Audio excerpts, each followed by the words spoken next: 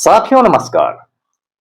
पटना बिहार से मैं Amitabh Kumar Das, IPS 94 batch, और आप देख रहे हैं मेरा अपना यूट्यूब चैनल दास बोले बिंदास। क्योंकि जब बुजदिलों ने मुंह में दही जमा लिया हो तो दास का बिंदास बोलना जरूरी हो जाता है।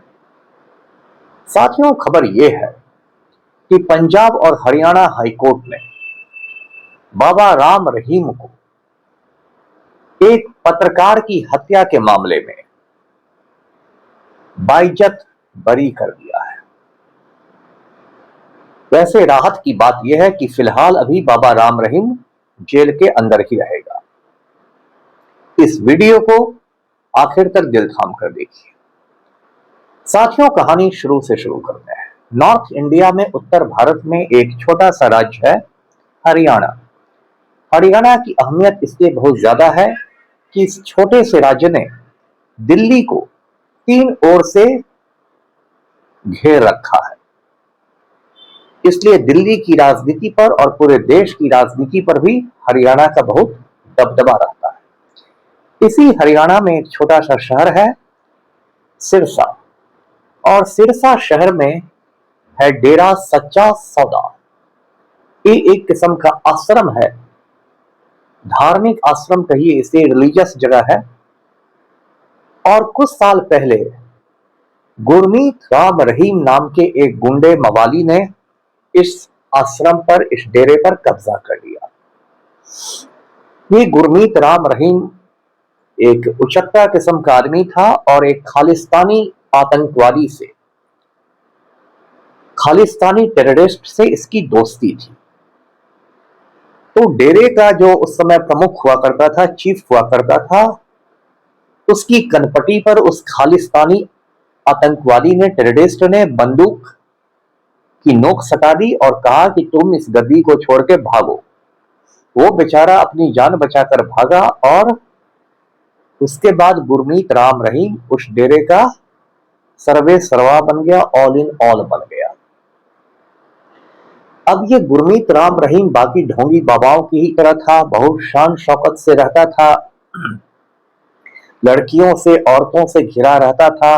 बड़े बड़े नेता लोग इसके पैर छू के इसके आशीर्वाद लेते थे।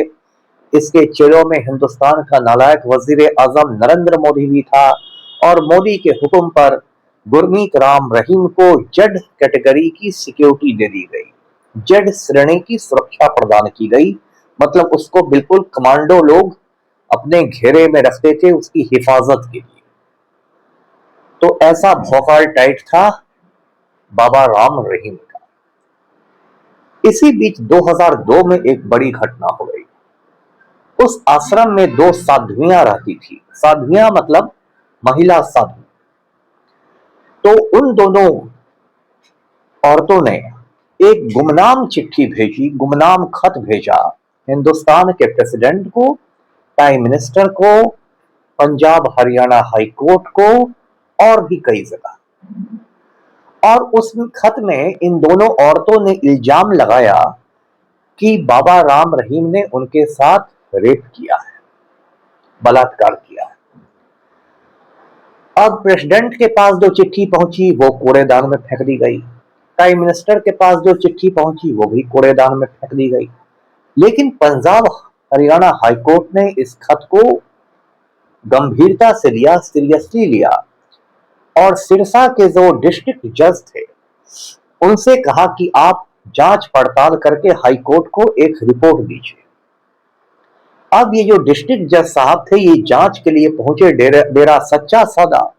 तो डेरा सच्चा सौदा की ऊंची ऊंची दीवारें हैं, खूब बड़ा सा गेट है, मूंछ वाले लंबे चौड़े दरबान खड़े थे। बेचारे डिस्ट्रिक्ट जज साहब को किसी ने घुसने ही नहीं दिया, वो उल्टे पैर लौट गए। उन्होंने पंजाब हरियाणा हाई कोर्ट को अपनी रिपोर्ट भेजी और लिखा कि ये आश्रम तो बिल्कुल माफिया का अड्डा लगता है, मुझे घुसने नहीं दिया गया और इस मामले की जांच सीबीआई ही कर सकती है। तो पंजाब हरियाणा हाई कोर्ट ने इस चिट्ठी की जांच का काम, जो औरतों ने चिट्ठी लिखी थी उसकी जांच का काम सीबीआई को दे दिया, सेंट्रल ब्यूरो ऑफ इन्वेस्टिगेशन को दे दिया।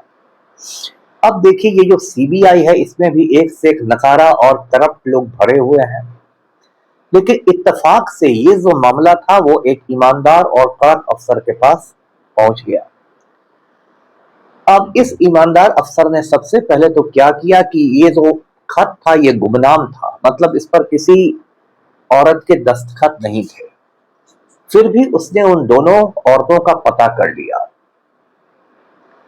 और उसके बाद एफआईआर किया, उसके बाद जांच की, सारे सबूत जुटा दिए और फिर बाबा राम रहीम को इस मामले में चार्जशीट कर दिया, यानी आरोप पत्र दाखिल कर दिया। पुलिस जब किसी मामले में पुख्ता सबूत जुटाती है तो कोर्ट में चार्जशीट दाखिल करती है, आरोप पत्र दाखिल करती है। इसके बाद सीबीआई कोर्ट में इसकी सुनवाई शुरू हुई और 2017 में बाबा राम रहीम को रेप के मामले में, क्योंकि दो औरतों का रेप हुआ था, दोनों मामले में 10-10 साल की सजा, यानी टोटल 20 साल की सजा सुनाई गई और रोहतक जेल भेज दिया गया। उस समय हरियाणा का नालायक वजीर आला था, नालायक मुख्यमंत्री था मनोहर लाल खट्टर, जो बीजेपी का था और बहुत बड़ा राम भक्त था। साथ ही ये राम रहीम का चेला भी था। तो खट्टर के इशारे पर उस दिन बहुत हिंसा हुई, बहुत खून खराबा हुआ, कई लोग मारे गए और बाबा के चेलों ने पूरी गुंडागर्दी की। खैर, ये बाबा पहुंच गया रोहतक जेल 20 साल की सजा काटने के लिए। अब साथियों, 2002 में एक और बड़ी घटना हुई थी। सिरसा शहर में एक बहुत बहादुर पत्रकार था, उनका नाम था रामचंद्र छत्रपति। पत्रकार यानी सहाफी, जिसे इंग्लिश में जर्नलिस्ट कहते हैं। ये जो रामचंद्र छत्रपति था, इसका एक छोटा मोटा अखबार निकालता था, उसका नाम था पूरा सच। अखबार तो छोटा मोटा था लेकिन ये आदमी बहुत बहादुर था। ये बिल्कुल अपने अखबार में पूरा सच में डंके की चोट पर सच्ची खबरें छापता था, जो आज के जमाने में एक बहुत बड़ी बात है। तो रामचंद्र छत्रपति ने क्या किया कि अपने अखबार में पूरा सच में वो जो चिट्ठी लिखी थी औरतों ने बाबा के खिलाफ, उस चिट्ठी को ज्यों का त्यों छाप दिया। मतलब पानी में रह के उसने मगर से बैर कर लिया। सिरसा में रहने वाले पत्रकार ने बाबा राम रहीम की पोल खोल दी। इसके कुछ वक्त बाद रामचंद्र छत्रपति के घर रात में 2-3 लोग बाइक पर सवार होकर पहुंचे और उन्होंने रामचंद्र छत्रपति को गोलियों से छलनी कर दिया। रामचंद्र छत्रपति शहीद हो गए। हरियाणा पुलिस ने बाबा राम रहीम को बचाने के लिए इस केस की लीपापोती की कोशिश की, लेकिन एक थे जस्टिस राजेंद्र सच्चर, जो हाई कोर्ट से रिटायर करके सुप्रीम कोर्ट में वकालत करने लगे थे। जस्टिस राजेंद्र सच्चर ने सुप्रीम कोर्ट में हंगामा खड़ा कर दिया और अंत में सुप्रीम कोर्ट ने मामले की जांच सीबीआई को सौंपी। सीबीआई ने पाया कि इस पूरी हत्या की साजिश, पूरी हत्या का षड्यंत्र राम रहीम ने डेरा सच्चा सौदा में किया था और सीबीआई ने राम रहीम को चार्जशीट किया। फिर 2019 में इस मामले में बाबा राम रहीम को उम्र कैद की सजा हो गई, आजीवन कारावास यानी लाइफ टर्म हो गया। तो रामचंद्र छत्रपति हत्याकांड में बाबा राम रहीम उम्र कैद के लिए पहले से ही अंदर थे, उनको एक नई सजा मिल गई। इसके बाद क्या हुआ, अभी कल यानी 7 मार्च 2026 को खबर आ रही है कि पंजाब हरियाणा हाईकोर्ट जो है चंडीगढ़ में, उसने इस केस में बाबा राम रहीम को बाइज्जत बरी कर दिया है और कहा कि बाबा के खिलाफ कोई सबूत नहीं मिले। तो इस केस में बाबा राम रहीम बरी तो हो गया है, लेकिन राहत की बात है कि अभी वो रोहतक जेल से बाहर नहीं आएगा, क्योंकि साध्वियों वाले रेप केस में वो 20 साल की सजा काट रहा है, जो 2017 में सजा हुई थी, यानी कि 2037 तक, तो वो अभी जेल में रहेगा। लेकिन इस केस में भी, रामचंद्र छत्रपति मर्डर केस में भी, सरकार को अब सुप्रीम कोर्ट में अपील करनी चाहिए हाई कोर्ट के फैसले के खिलाफ, क्योंकि मेरा मानना है और पूरी दुनिया का मानना है कि रामचंद्र छत्रपति का खून जो हुआ था उसकी साजिश बाबा राम रहीम ने की थी। और ये राम रहीम पुराना पापी है, और जैसा कि हिंदुस्तान में भी हालात है, सारे पापी जो हैं वो भारतीय जनता पार्टी के साथ। तो इसको बार बार पेरोल पर जेल से बाहर किया था। अब तक कहते हैं कि 40 या 45 बार इसको पेरोल मिल चुका है और ये बाहर आता है, फिर अपने आश्रम में लड़कियों के साथ अय्याशी करता है, फिर अंदर चला जाता है और यदि चुनाव का समय रहता है तो बीजेपी के लिए वोट भी मांग लेता है। तो ये हालात है और इस केस में भी मेरा मानना है कि हाई कोर्ट ने इसको इसलिए बरी किया होगा क्योंकि प्रोसिक्यूशन ने यानी अभियोजन पक्ष ने अपना मामला ठीक से नहीं रखा होगा। उसको हरियाणा सरकार का आदेश होगा कि बाबा को बचा लेना है। साथियों, इस मुल्क में ऐसे ही होता आया है। यहाँ सोनम वांगचुक जैसे महान वैज्ञानिक साइंटिस्ट जो है वो जोधपुर जेल में बंद है। नेशनल सिक्योरिटी एक्ट के तहत राष्ट्रीय सुरक्षा कानून में उनको जेल में बंद कर दिया गया है और बड़े बड़े गुंडे, मवाली, चोर, उचक्के, खूनी, हत्यारे लोग बाहर आ जाते हैं पैरोल पर, जमानत पर या रिहा होकर। अब जब बाबा राम रहीम की बात हुई है तो आसाराम बापू की बात कैसे छूट जाए। आसाराम बापू भी ऐसे ही बहुत बड़ा पापी है और नरेंद्र मोदी जब गुजरात का चीफ मिनिस्टर था, गुजरात का मुख्यमंत्री था, तो बराबर आसाराम बापू के आश्रम में जाता था। कहते हैं कि नरेंद्र मोदी को आसाराम बापू ने ही लड़कियों के साथ रेप करना सिखाया और एप्स्टीन के टापू पर मोदी ने जब अय्याशी की जाके लड़कियों के साथ, तो वो सब आसाराम बापू के उपदेशों का ही नतीजा था।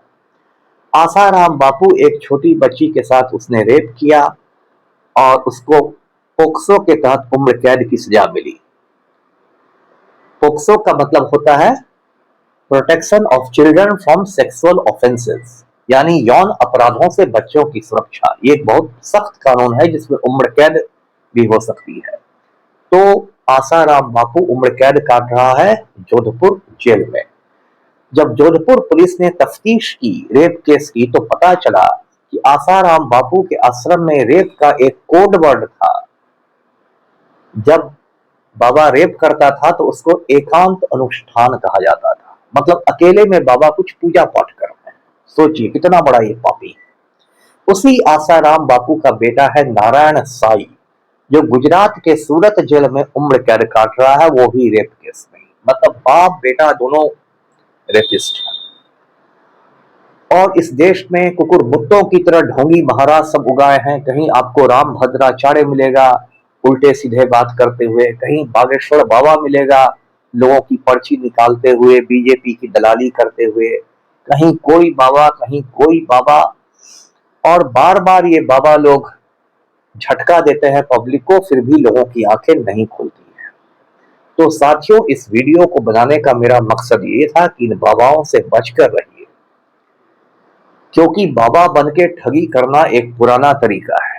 रावण भी जब सीता का हरण करने आया था, रावण भी जब सीता को किडनैप करने आया था, तो साधु के वेश में ही आया था। वीडियो को लाइक कीजिए, शेयर कीजिए, चैनल को सब्सक्राइब कीजिए। धन्यवाद। जय हिंद।